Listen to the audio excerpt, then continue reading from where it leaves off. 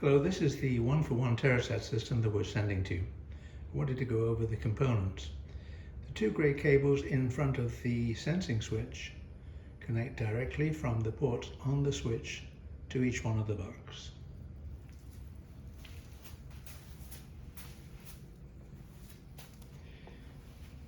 Now in this particular case, we've connected the output from two BUCs into the baseball switch, and underneath the baseball switch you can just about see the dummy load. Now this closest flange would connect to your antenna. Of course it doesn't have to be identical to this, but with the components that we had, this seemed to be the best way of doing it. Next we're going to look at the power supply.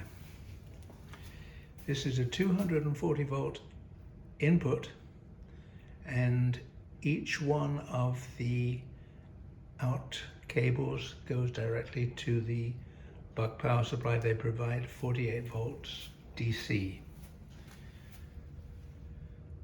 The cables with the yellow caps are the AC input. Now these are control cables. The large black cable is a RJ45 on one end, and it connects into the appropriate place on the switch. I've tested this, it works fine.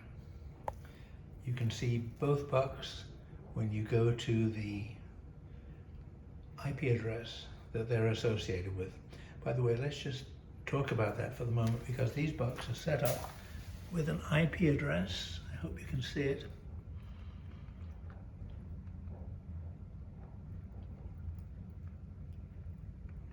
The other one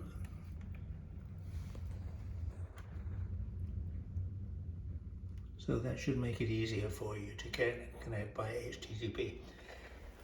Finally, the last cable is this gray cable.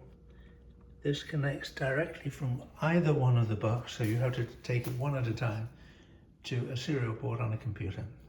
I also use this because I didn't have the IP address initially for those two BUCs, so I couldn't communicate until I found that out. But this connects nicely to a serial port, and using something like Hyperterm, you can talk to either one of the BUCs individually. Okay, that's about it. I think I've covered everything. Forgive the mess here, but we're in the middle of construction, so this is the best I can do for the moment.